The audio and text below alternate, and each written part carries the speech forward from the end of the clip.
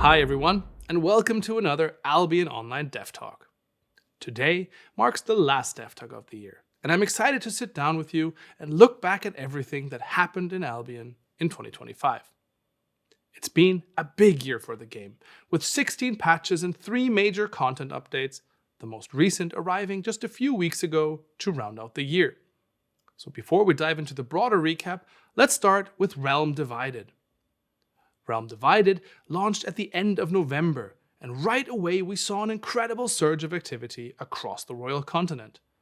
The goal of the update was to bring new life to faction warfare, make the frontlines more dynamic, and create moments where entire factions rallied together.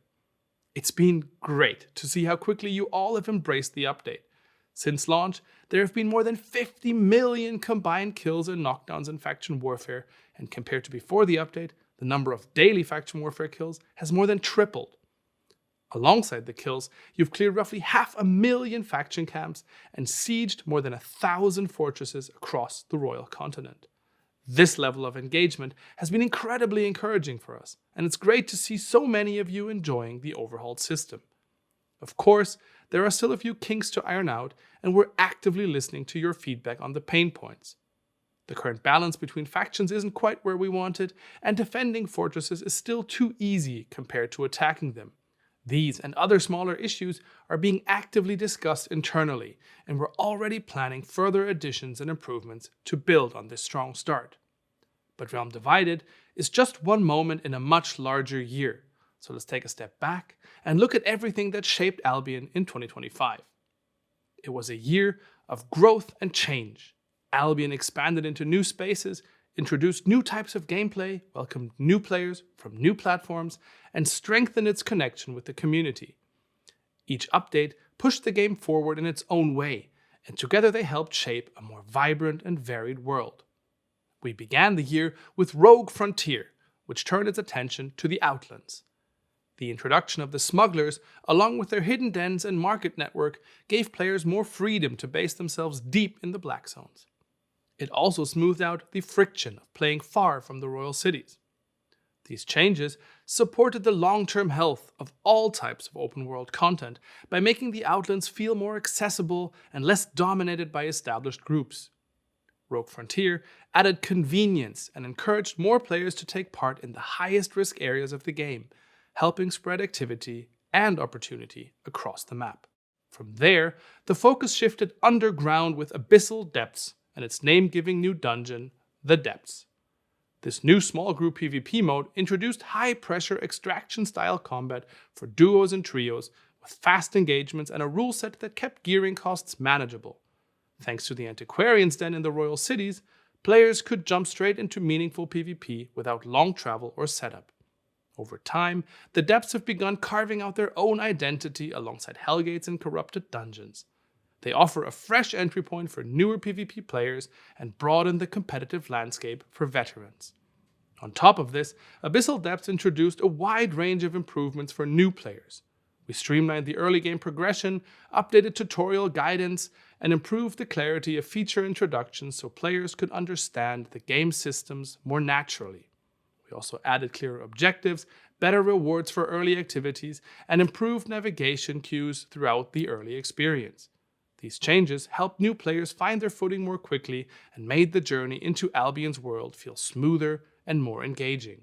Alongside making the game better and more accessible, we also put significant effort into bringing new players into Albion and strengthening our ties with all of you, our community. Albion expanded to entirely new audiences through 2 major platform launches, Epic Game Store in spring and Xbox Game Pass in autumn. These releases brought waves of new players into the world. Beyond simple population growth, they helped support a healthy economy and ensured there were always new faces discovering guilds, forming groups, and surging into Albion's many activities.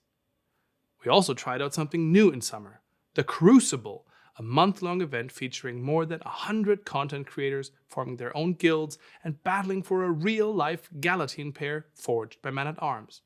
If you haven't seen their forging yet, check out the link in the description. The event brought thousands of new eyes to Albion, helped showcase the depth of the game's sandbox systems, and created stories the community still talks about. Events like this help grow the game's audience, strengthening the bond between players, creators, and us. And we're definitely looking forward to running similar events again in the future. We also put more energy into direct communication with the community. The Albion Unlocked initiative brought AMAs on Reddit, live streams, Q&As, and playtests that helped guide our decisions throughout the year. These conversations not only gave us clearer insight into your priorities, they also let us share more of our thinking, plans, and reasoning with you. That two-way exchange has been incredibly valuable, and it's something we plan to carry forward as we deepen that relationship in the years ahead. All in all, 2025 was a year of steady, meaningful growth. Each update moved Albion forward in its own way, and each event helped solidify the connection between the game and its players. And while we're proud of how far things have come, we're even more excited about what's ahead. January will mark the start of our next chapter. Normally, this is the point where we start talking about our plans for the year ahead. And while those plans are already well underway, this time I'm going to do things a little differently. This year, I want to end on a cliffhanger. We have some very big and exciting plans for 2026, changes we're genuinely looking forward to sharing. And while I can't reveal anything just yet, let's say things are already heating up behind the scenes. Instead of unveiling it all now, we're asking you to be a little bit more patient.